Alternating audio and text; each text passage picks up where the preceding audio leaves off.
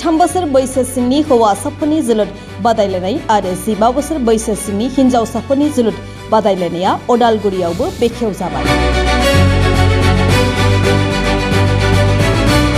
बड'फा गोजोरथियारि सोलायनाय मावथांखिखौ बिथा खालामनानै मिरु दुलाराय बर' फरायसा आफादनि बानजायनायाव थांनाय गोलाव समनिफ्रायनो 13 बोसोर बैसो सिंनि हौवासाफोरनि जोलुर बादायलायनाय लोगोसे 15 बोसोर बैसो सिंनि हिनजावसाफोरनि जोलुर बादायलायनाय हाबाफारि लानाया बे समाव सोलिबोबाय थानायखौ नुनो मोनबाय थानाय जादों।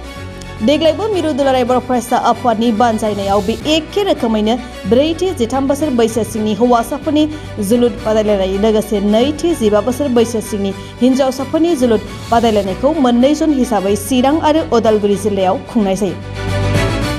बिनिनो मोनसे जन थामहिनबा बि जना दिनै उदालगुरि जिल्ला दुलाराय बर' फरायसा आफादनि बेंखनाव थानाय बेरगाव दखना दुलाराय बर' फरायसा आफादनि सिङाव थानाय बेरगाव गोजौ फरायसालिनि गेवलां मेलाव दिनै बेखेव जालाङो।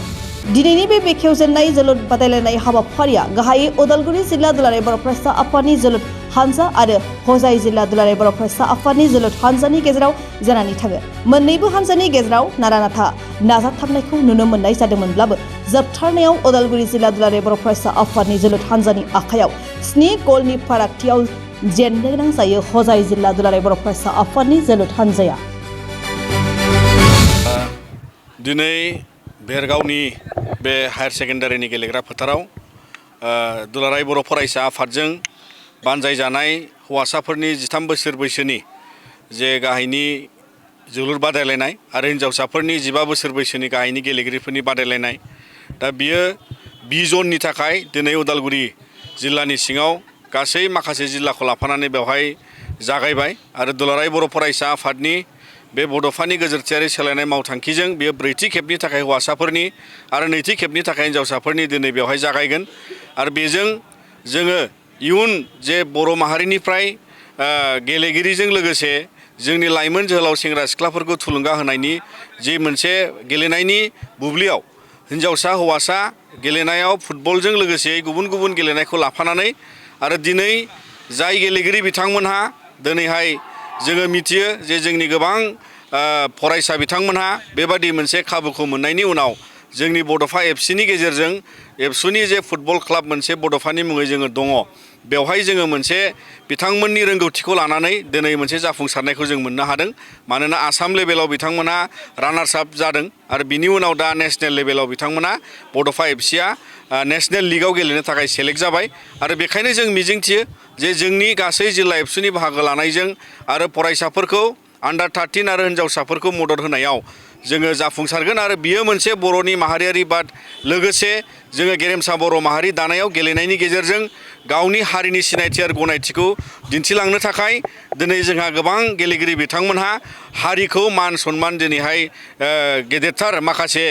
नेशनेल लेभेल इन्टारनेशनेल लेभेलनि गेलेनायनि बुब्लियाव बिथांमोना दिनै दिन्थिफुंनो हादों आरो बेजोंनो जोङो इयुन जेनेरेसनाबो जाहाथे बे थुलुंगानायखौ मोनगोन होननानै जों मिजिंथिदों। लोगोसेयै जोंहा आरोबाव गुबै माखासेया जे सोलोंथाइजों लोगोसे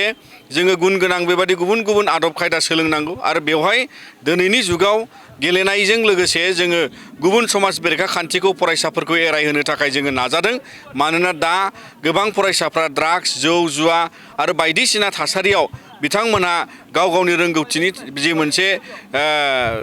गियान आरजिनांगौनि बुब्लिखौ बिथांमोना बेफोर गुबुंले थासारियाव थांसननानै आन्दायो। दा बेखायनो जोङो बेजों मोनसे समाजाव जाहाथे जोंनि दिथागिरि समाज सिबियारि बयबो समाजनि मोजां मोनग्रा सुबुं बिथांमोनहा दिनैनि बे गेलेनायजों आरो जोंनि बर' माहारिनि गेजेराव अराय दुलाराय बर' फरायसा आफादा जोङो बे थांखियारि नोजोरजों गेदेरथार समाज दाफ्रामनायनि थांखिजों बड'फानि गोजोरथियारि सोलायनाय मावथांखिजों गेरेमसा बर' माहारि दानायाव गेलेनाया मोनसे बाहागो जालांगोन आरो मोसानाय मुसुरनायाबो अराय एबसुनि प्लेटफर्माव बेयो मोनसे बाहागो। दा बेजों जोङो दिनै हारि दाफ्रामनाय खामानिखौ मावलांनो नाजादों।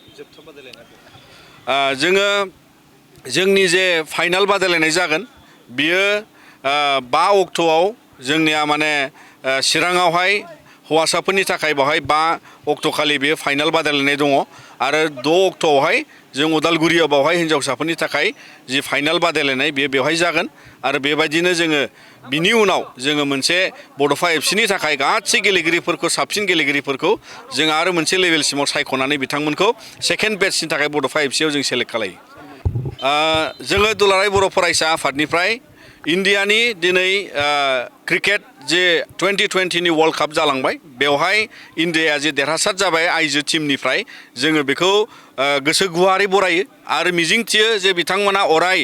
इन्डियानि उइमेन एम्पावारमेन्टनि उइमेन बा आइजो माहारिनि जौगानायनि थुलुंगानि नेरसोन हिसाबै बिथांमोना बे देरहासारनायजों गासै जोंनि हिन्जावसा गेलेगिरि बिथांमोना थुलुंगानाय मोनगोन होननानै मिजिंथिदों मानोना गेलेनायनि देरहासारनायनि गासै गियान गासै बोलो गोसो बिथांमोनहा दिनै पृथिबिनि गेजेराव दिन्थिफुंबाय आरो बेखौ नोजोर बोनानै जोंबो मिजिंथियो जोंनि बर' हिन्जावसाफ्राबो फुटबल काबादि गुबुन गुबुन क्रिकेट गेलेनायाव जाहाथे बिथांमोनाबो बे थुलुंगानायखौ लागोन होननानै जों मिजिंथिबाय आरो दुलाराय बर' फरायसा आफादा अराय बिथांमोननिसिम जोङो जोंनि मान आरो जोंनि हामलायथिखौ जोङो बावहरनानै बिथांमोननि देरहासारनायखौ गोसो गुवारै जों बरायबाय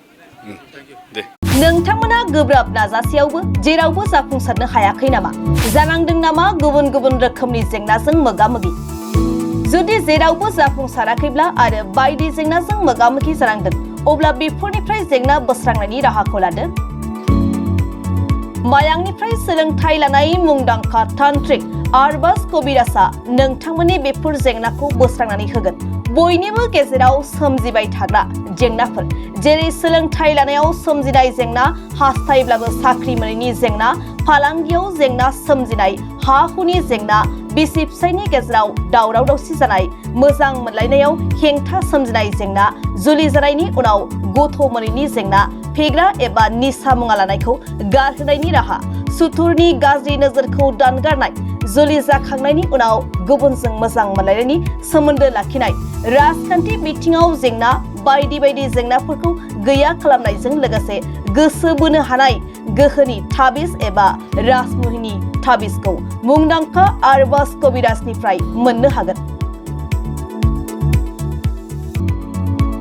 अब्ला मानोथो गोबाव खालामनो नोंथांनि जेंनाखौ गैया खालामनो थाखाय 7908887945 मबाइल नम्बराव फोनांजाब खालामदो आरो आरबाज कबिराजनिफ्राय सुबुरुन लादो